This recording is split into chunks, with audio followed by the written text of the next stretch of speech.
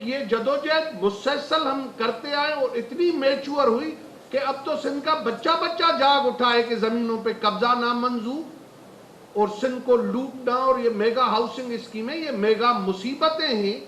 کہ low cost. میں خصوصاً کراچی کے اردو بولنے والی آبادی سے بھی اپیل ہے کہ ایک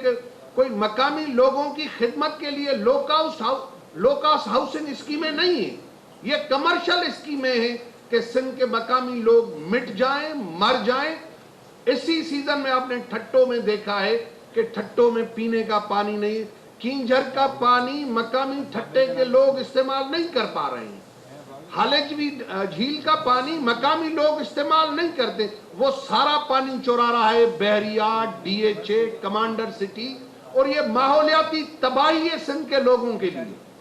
تو سارے باشعور لوگ جو کراچی کے ہیں ان کو اپیل ہے کہ نکلیں، آپ کے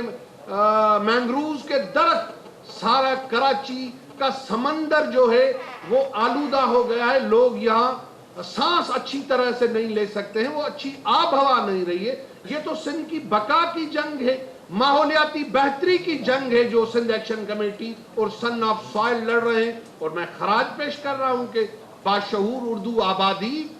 ان کی مائیں، بچیاں، بزرگ، وہ سب ہمارے ساتھ ہیں۔ کراچی آئیں گے، سندھ اسمبلی کے سامنے دھرنا ہوگا،